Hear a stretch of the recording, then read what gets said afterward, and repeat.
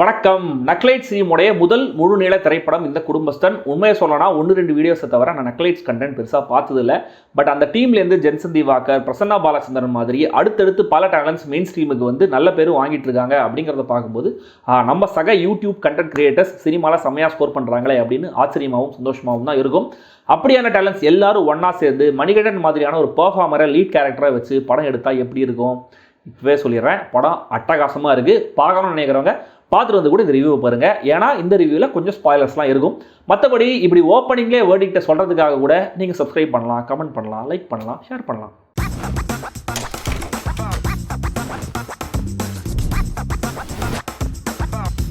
குடும்பஸ்தன் ஓடி போய் கல்யாணம் பண்ண ஹீரோவும் ஹீரோயினும் சந்தோஷமாகவே இருக்காங்க. ஹீரோ ஃபேமிலி கூட இருக்காங்க. பட் ஹீரோவுக்கு அடுத்தடுத்து வர பண பிரச்சனைகள்னால அவர் வாழ்க்கை எப்படி பாதிக்கப்படுதுங்கிறது தான் இந்த படம். இன்னும் கூட ஷார்ப்பாக புரிகிற மாதிரி சொல்லணும்னா படத்தில் வர ஒரு வசனத்தை வச்சே சொல்கிறேன். மாத கடைசி கையில் ₹1 கூட இல்லை அப்படின்னு ஃப்ரெண்ட் சொல்லும்போது நம்பாத ஒரு ஹீரோ நிஜமாவே குடும்பஸ்தான் ஆனதுக்கு அப்புறம் கையில் ₹1 கூட இல்லாமல் மாத கடைசியில் கஷ்டப்படுற நிலைமைக்கு வர்றதும், அந்த நிலைமையை அவன் எப்படி கடன் மேலே கடன் வாங்கி சமாளித்தான் அப்படிங்கிறதும், இதுக்கு நடுவில் கடன்காரர்களை, சொந்தக்காரங்களை, வீட்டில் இருக்கிற ப்ரெஷரை எல்லாம் எப்படி சமாளித்தான் அப்படிங்கிறதும் தான் இந்த குடும்பஸ்தன். ட்ரை பண்ணி பார்த்துட்டு எப்படி இருக்குன்னு சொல்லுங்க.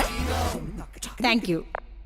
படத்தில் எல்லாருமே கொஞ்சம் லவுடான ஒரு மீட்டரை தான் பெர்ஃபார்ம் பண்ணியிருக்காங்க. அது ஒர்க்கும் ஆகுது. முதல்ல மணிகண்டன் அவருடைய பெஸ்ட் பெர்ஃபார்மன்ஸ் இது. இதுக்கு முன்னாடி படங்கள்ல அவர் பண்ண எமோஷன்ஸ், அதில் சின்ன சின்ன நகாசு வேலைகள்லாம் பண்ணியிருப்பாரு. மீடியாவுக்கு தர இன்டர்வியூஸில் அவர் பண்ணுற மிமிக்ரி, அதில் சில ஹியூமர்னு எல்லாம் கலந்து கட்டி ஒரு ஃபுல் பேக்கேஜில் இந்த படத்தில் கொடுத்துருக்காரு.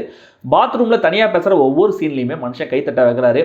எமோஷனலாக தன் குழந்தைகிட்ட பேசுகிற காட்சிகள்லையும் கிளைமேக்ஸில் பர்ஸ்ட் அவுட் ஆகும் போதும் ரொம்ப ரிலேட்டபிளான ஒரு கேரக்டராகவும் மாறுறாரு. மணிகண்டன் இல்லைனா இந்த குடும்பஸ்தன் இல்லைன்னு சொல்கிற அளவுக்கு அப்படி ஒரு நடிப்பு. பட் கண்டிப்பாக பல இடங்களில் கமல்ஹாசனுடைய பாதிப்பு எனக்கு ஃபீல் ஆச்சு.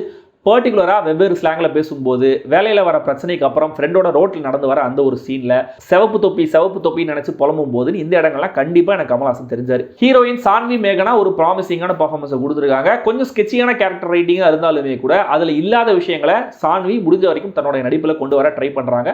தமிழில் ஒரு நல்ல டெபியூன்னு தான் சொல்லணும். கேரிகேச்சரான கேரக்டராக இருந்தாலும் கலாட்டாவான ஒரு பர்ஃபார்மன்ஸை கொடுத்துருக்காரு குரு சோமசுந்தரம். ஹீரோ அம்மாவா குட்டஸ் நாடு கனகம் சூப்பரான சாய்ஸ். படம் முழுக்க பெரிய பொட்டை வச்சுக்கிட்டு இவங்க படுற அட்டகாசம்லாம் அமக்கலமாக இருக்குது. கிளைமேக்ஸில் அந்த கெட்டப்புக்கான காரணத்தை சொல்கிற அந்த ஒரு சீன் செம்மையாக இருந்துச்சு. அப்பாவா சுந்தரராஜன் அவருடைய டிபிக்கல் ஜோனில் பர்ஃபார்ம் பண்ணியிருந்தாலுமே கூட நல்லாவே இருக்கு. அக்கா கேரக்டரில் நிவேதிதா ராஜப்பன் புருஷன் பண்ணுற டார்ச்சரில் டென்ஷன் ஆகிற மூமெண்ட்ஸ்லையும் ஒரு சின்ன எமோஷனல் மூமெண்ட்லையும் கவனிக்க வைக்கிறாங்க.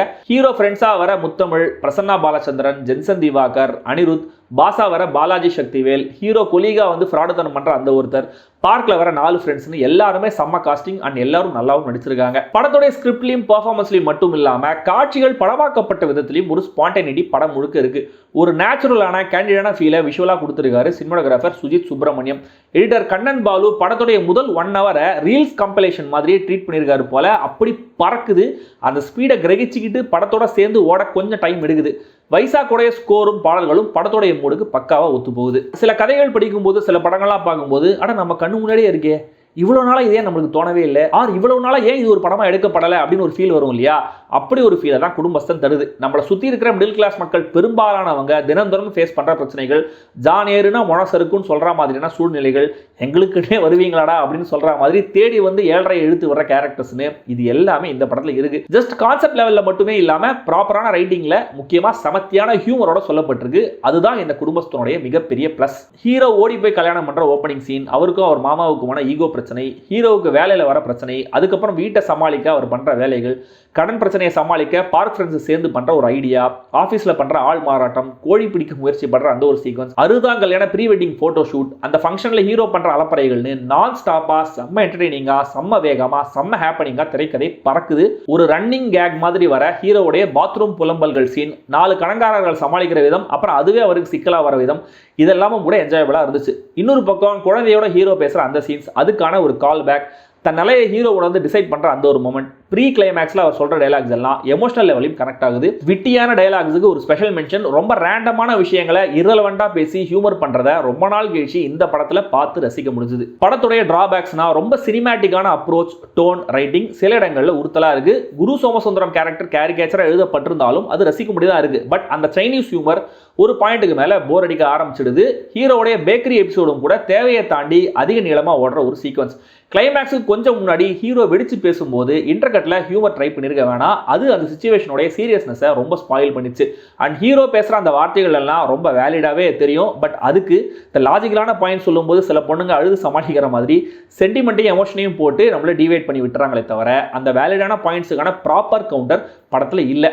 ஒருவேளை ஆண்களுக்கு இந்த அன்கண்டிஷனல் அன்பெல்லாம் கிடைக்காது அப்படின்னு இயக்குனர் ராஜேஸ்வர் காளிசாமி சொல்லாமல் சொல்லியிருக்காரு, நம்மளே புரிஞ்சிக்கலாம். மொத்தத்தில் இந்த குடும்பஸ்தான் ஒரு ஃபுல் ஃபன் ஃபேமிலி என்டர்டெய்னர். எப்பவும் சொல்கிற டிஸ்க்ளைமர் தான், ஹியூமருங்கிறது சப்ஜெக்டிவ்.